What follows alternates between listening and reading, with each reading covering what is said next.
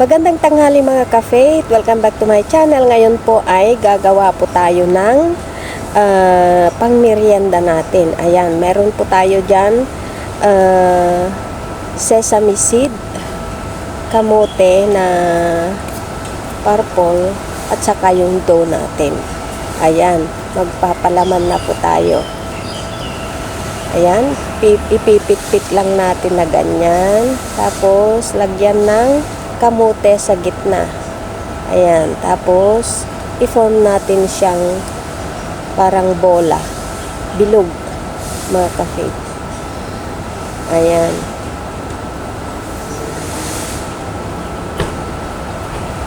Ayun, tapos bilog-bilugin natin sa ating palad.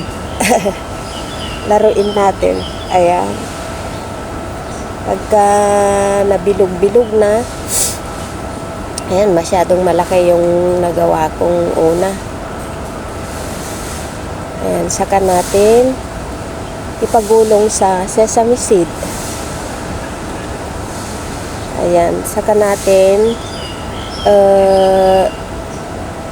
laruin na naman sa ating palad para sa ganun yung sesame seed ay sumiksik sa ating bola-bola. Bola-bola. Ayan, gawa tayo ulit yung mas maliit para mas cute na kagaya ko. Wow. Charing. Maliit lang kasi ako, hindi ako matangkad. Yun ang ibig kong sabihin. Ayan, kinamay ko na po para mas madali. Malinis naman ang ating kamay. Ayan.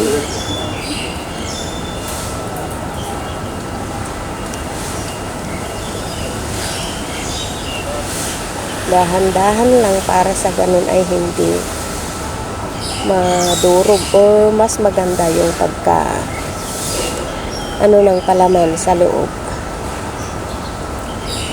Ayan. Ganyan lang ang ating gagawin mga ka-faith hanggang sa maubos natin yung pinaka-dough natin at saka yung palaman.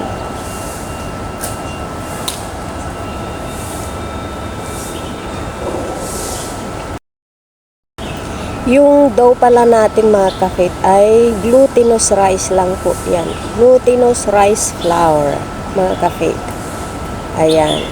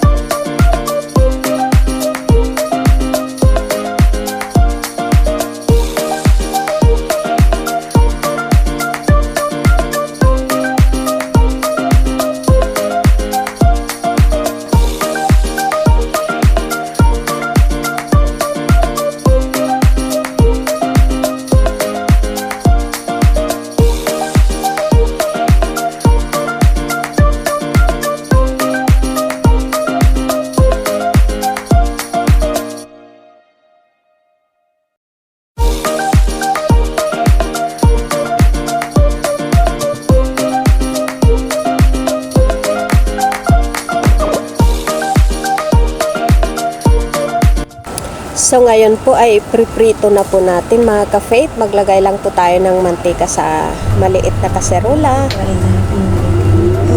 Hintayin lang po natin na uminit, saka natin ilagay yung ating mga balls. Ayan. Dahan-dahan lang sa ating paglagay kasi delikado yung mantika yan. Ayan, saka natin siya galaw-galawin para sa ganun ay hindi masunog sa baba. Ayan, yan yung malaki. Ayan. Paikot-ikotin din natin yung ating mga balls sa loob ng kasarola na may mantika hanggang sa maluto mga ka-faith.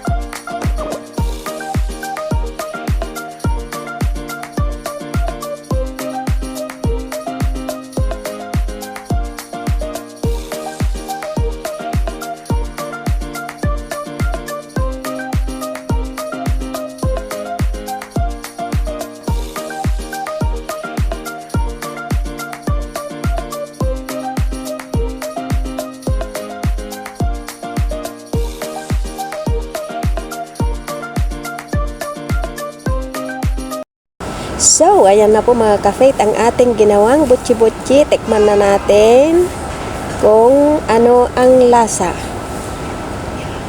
Wow, masarap mga ka-faith. Katamtaman lang ang tamis. Ayan, salamat po mga ka-faith sa inyong panonood. Salamat at nakarating kayo sa dulo ng aking video. Naway hindi po kayo magsawang sumuporta sa aking channel. Ingat po kayo lagi. Ang Diyos ang laging gumabay at mag-ingat sa inyong lahat. I love you all. God bless. Babu. Gawa kayo masarap mga ka-faith na pang merienda. God bless.